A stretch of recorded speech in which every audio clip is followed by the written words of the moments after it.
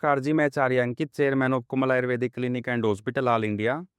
तो ये हमारे दर्शकों का प्यार है, जो हमारी चौथी ब्रांच खुली है और ये गुड़गांव, रेवाड़ी, झज्जर, बहादुरगढ़ जो पेशेंट मेरे पास पानीपत नहीं पहुंच पा रहे थे, जिन पेशेंटों को पानीपत दूर पड़ता था, उनके लिए ब्रांच खोल ली है। और मेरा बहुत ही बड़ा सौभाग्य है कि मेरे गुरुजी श्री रामानंद जी महाराज और जूना अखाड़ा हरिद्वार से मेरे पास आए हैं। ये मेरा बहुत ही बड़ा सौभाग्य है। और मेरे गुरुजी डॉक्टर अशोक चौहान जी और हमारे सबसे बड़े गुरुजी छारा धाम से। तो ये मेरा बहुत बड़ा सौभाग्य है कि हमारे गुरुजी आज हमारे ओपनिंग पे आए हैं। और दर्शकों में बताना चाहता हूँ, आप काफ़ी जगह से परेशान हो, जगह जगह की दवाई लेकर परेशान हो जाते हो, फिर भी आपको आराम नहीं मिलता। तो ये आप लोगों के लिए बहुत बड़ी खुशखबरी है।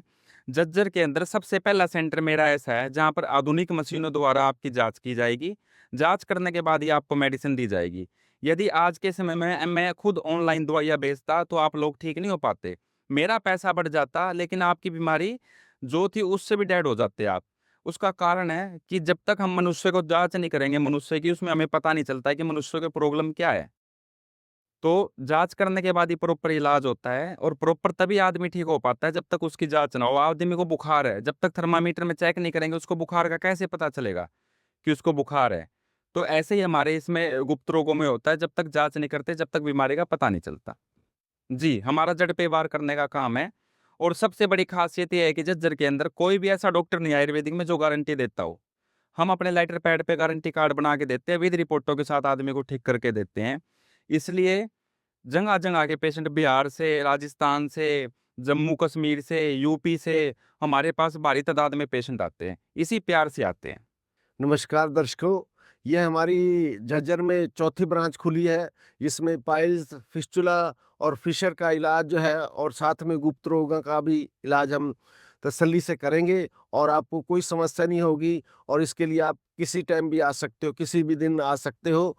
सातों दिन जो है हफ्ते के खुला रहेगा और आपको सुविधाएं प्रदान की जाएंगी। आपकी समस्या का समाधान किया जाएगा।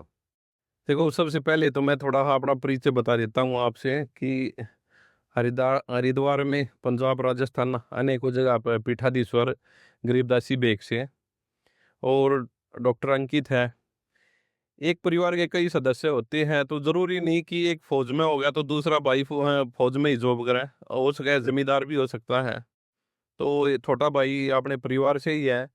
दूसरा, आयुर्वेद एक ऐसी चीज़ है भाई, बीमारी जो है हर एक इंसान को है। जैसे शुगर है लगा लो, किसी की उभर जाती है ऐसा नहीं है।